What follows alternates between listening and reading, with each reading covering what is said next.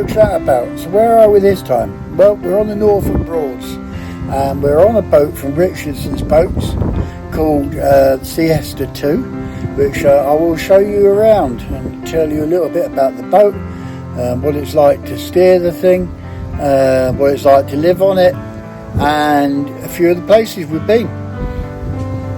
So this is the view from the captain's seat of the controls. You've got here a throttle, so obviously forward for forward and reverse or back for reverse, and there's a little pull out knob here. When you pull that out, it's in neutral, and push that in and it's in gear. You have here a battery symbol and preheat symbol, a bit like it was a diesel engine. I'll show you that in a minute. Coolant temperature, oil pressure, engine revolutions per minute, battery voltage, kill switch, and GPS, which gives you your running hours and your speed. On here you have a horn, wiper, which is about as much use as tits on a fish. I'll tell you more about the wiper in a minute. And that's the middle one, completely useless. Bilge pump, which they don't explain anything to you about, but obviously there are some plates at the back which have got an engine in and stuff like that, and if it starts filling with water you pump it out. And the water pump switch. Now without that switch switched on, as we've found out, the water taps won't work. Incidentally, there's a note here, this boat will not pass under Roxham, Potter Heigham or Beccles bridges, and you have to be careful of some others, like where we are now, Ludden Bridge, which only at certain times of the day can you pass under. Tells you here that it's Richardson's boats, the clearance needed is 8'6". It tells you that the speed limits are 1,000 revolutions per minute for 4 miles an hour, 1,500 for 6 miles per hour. Oil pressure shouldn't go above 20 psi, and the engine temperature is running high if it goes above 85 degrees C. Incidentally, there's a hire craft licence sticker here which expired in May this year, so June, July, August, September, 4 or 5 months ago. But there is another one over here which is in date. Now you'd have thought that they'd have peeled that one off and put the right one on there, but no, they haven't. There is a compass as well, but you don't use the compass. There's an app you can get for your phone which shows you around the Norfolk Broads.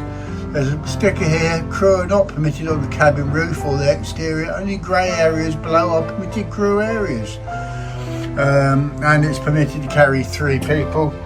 Tells you should always wear your life jacket. Well, there you go. Metal steering wheel. So the procedure I was shown for starting the engine is to hold the throttle lever back and hold it for a few seconds to prime the engine. Then, a bit like a diesel car, you turn the key and you'll notice that the battery light and oil light have come on. You hold the key over and the pre-light light comes on.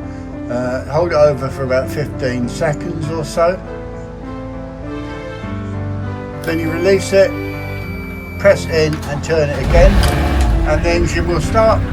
Hopefully the battery light and the oil pressure light will go off, which they have, and then your GPS comes to life.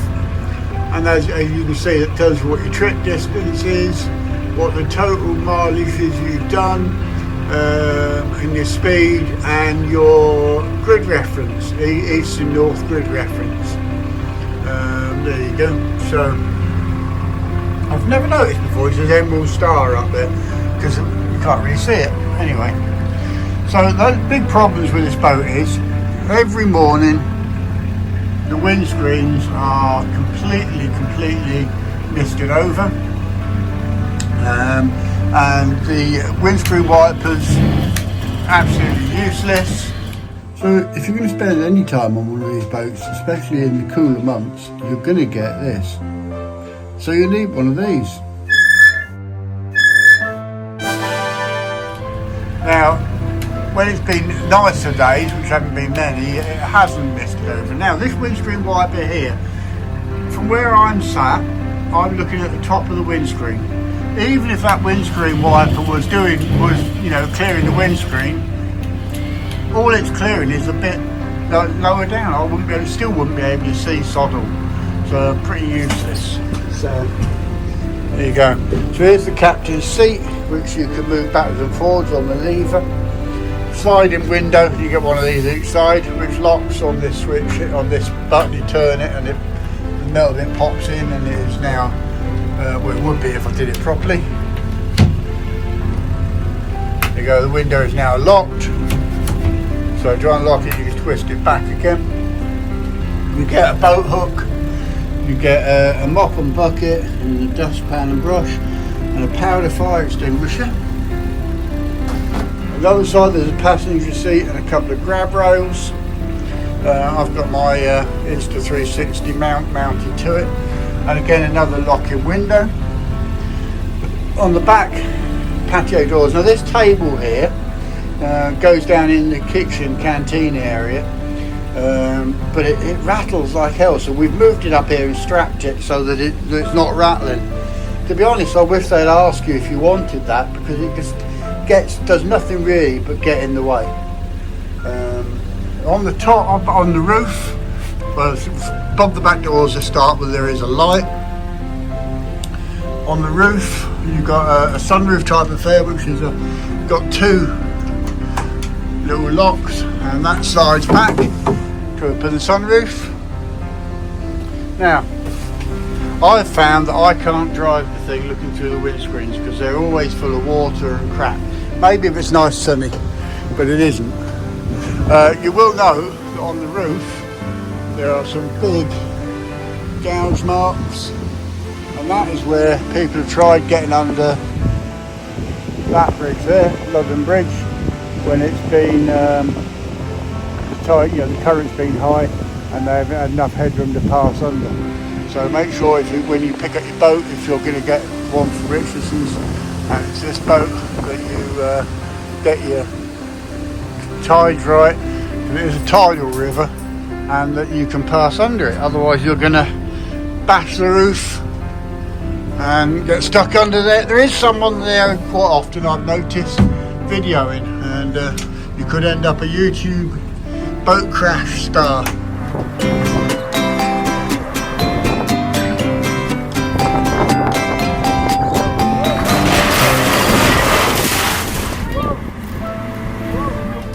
Then you have some steps coming down into the kitchen area, canteen area, and here you have a couple of opening windows. Don't open much, but they open. More lighting. There is a fire blanket here, a cooker, oven. I've used the oven, the door to hang the bin on. Gas cooker, main gas switch on here, and there is reasonable amount of storage. There's little cupboards you have to stick your finger through, and there's a little latch there to release them. You do get in the boat some utensils, grater and that kind of thing. In here there is knives and forks and plates. Down the bottom here there is pots and pans. I don't know if you can see down the side of the cooker here, but it's absolutely filthy with fat and gunk and horribleness. That could do with cleaning. There's a fridge which opens like this. There's a very, very small freezer. A button here which didn't say what it does. A sink with a bowl in it. You've got a fresh water or a filtered water tap and an ordinary tap, which obviously you fill up from the tanks. There's a little bread bin, or we've used it as a bread bin, whatever it is, I don't know, but that's what it is. Quite a lot of stain marks on the ceilings, and a curtain obviously that comes across. Then we have the toilet and shower. So it's a tiny little shower. Sink plug hole down here. Not a lot of storage in there other than what you see there. There is a light up here. The toilet itself is typical boat and caravan toilet.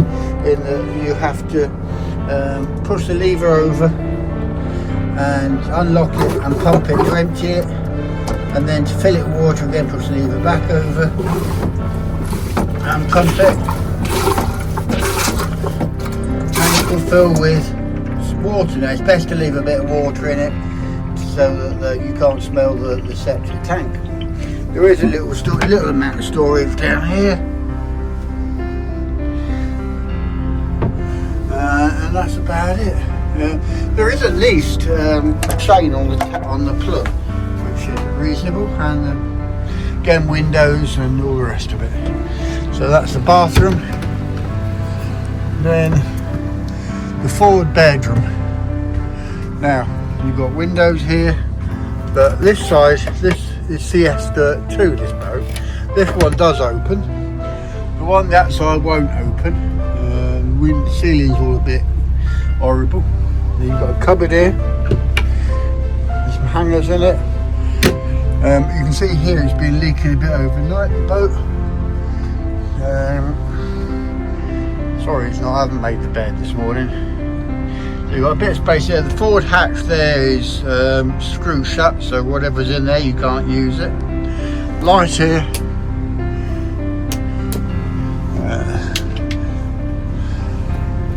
There you go. Smoke detector.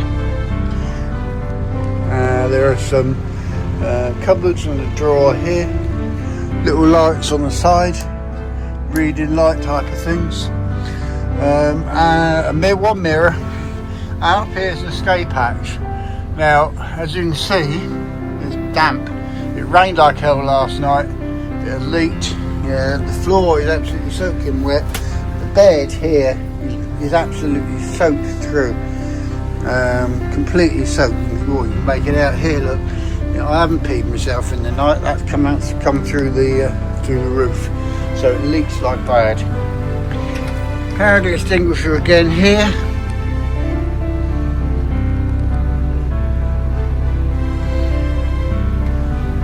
And then we have my good lady. Say hello. Hello. And we have here a couple of a chair, like a settee. Now the table was sat here, which was totally in the way. That's why we moved it.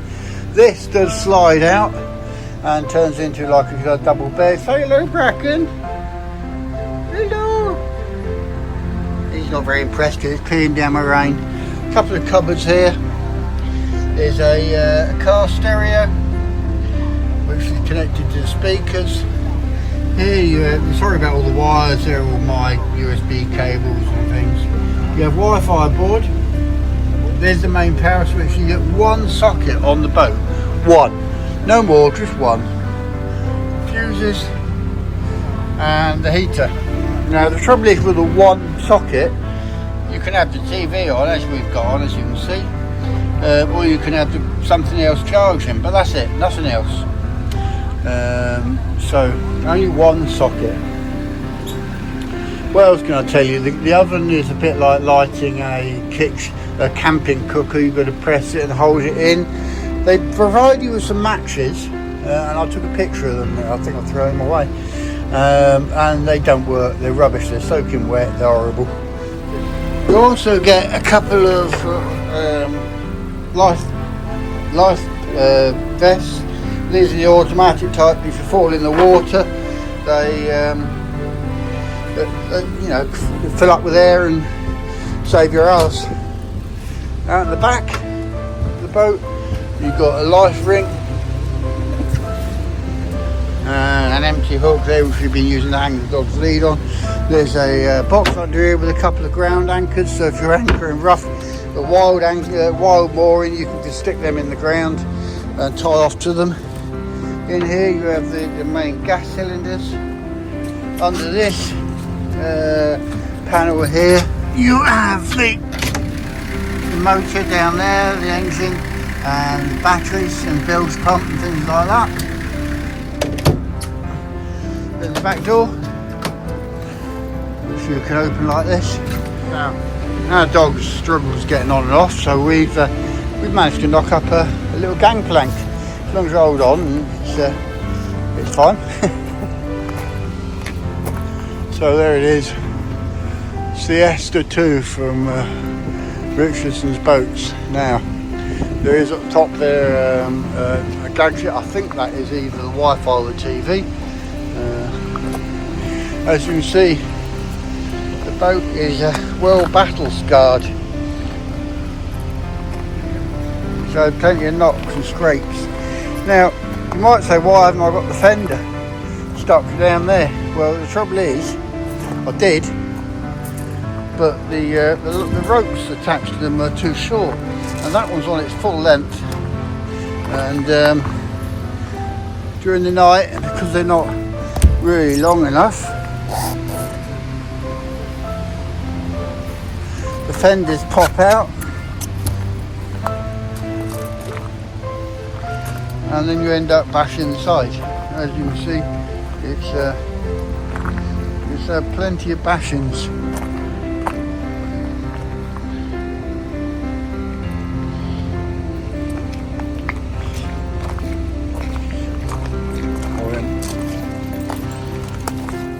So over a post we can form a clove hitch simply by forming one loop, a second loop, put the second loop over the first, drop it over the post and pull, and then you have a secure knot that will hold the boat in any situation. So this here, you have the diesel filler, and what is bizarre is that there's no diesel gauge at all on the board, so you can't tell how much fuel you've got left. Here you have the pump out, that's so you can pump out all your toilet waste. There's a cover here which goes above the emergency hatch. Although there's a sign inside obviously telling you you're not allowed to go up on that bit, so how you're supposed to put that cover over and stop it leaking, I don't know. And on the front here there is an anchor weight. So that's the outside of the boat on the starboard side.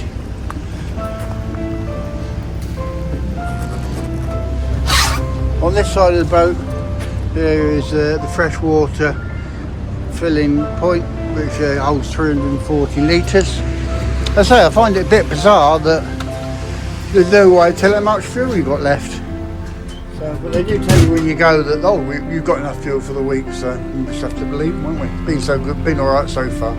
So there you go, that's Siesta II from Richardson's Boatyard, what it's like, how to start it, what it's like inside. So what's the boat like to drive? Well, let's have a look and see. Okay, so let's get underway then.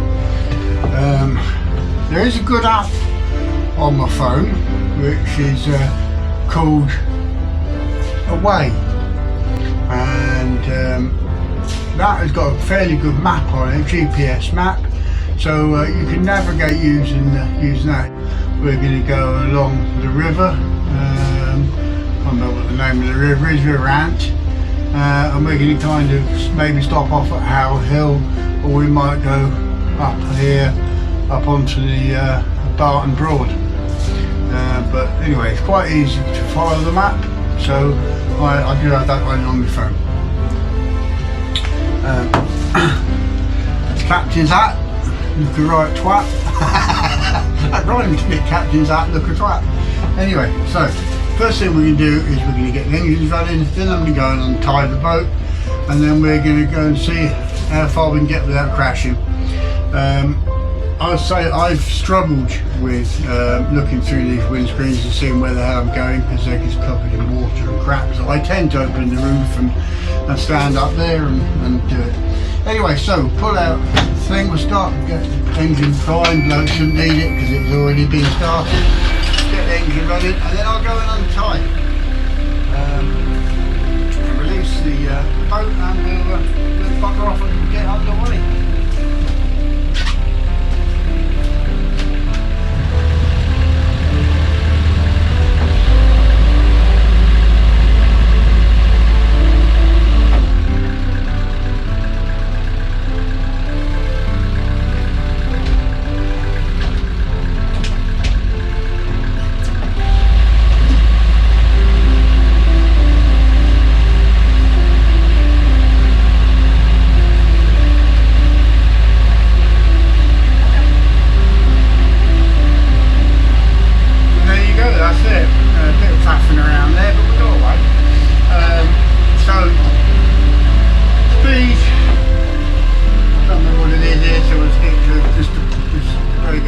miles an hour. We're in 5 at the moment.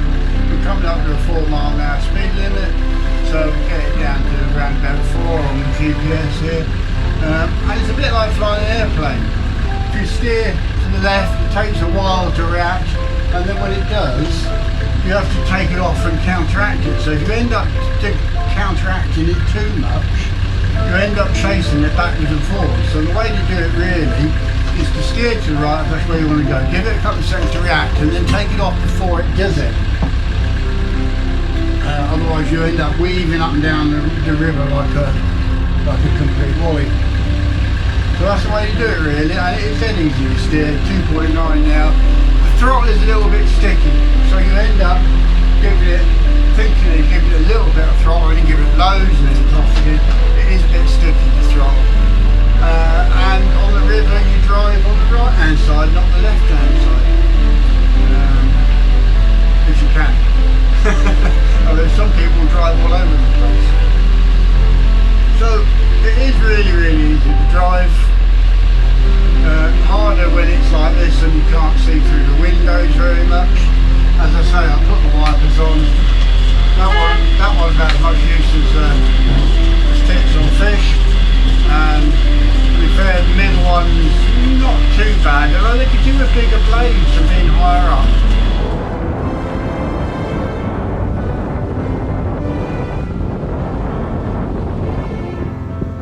So that's the boat. Don't know what you think of it. I think it's okay. So let's have a look at the Norfolk Broads and some of the places you can go, and we've been.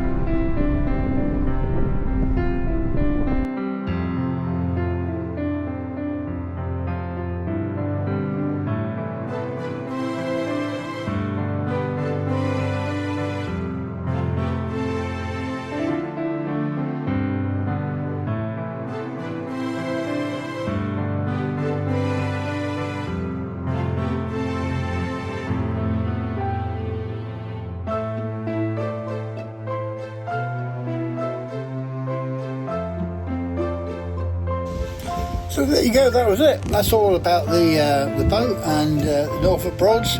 Hope you enjoyed the video. If you did, don't forget to like, subscribe, comment and share, which means a great deal to me.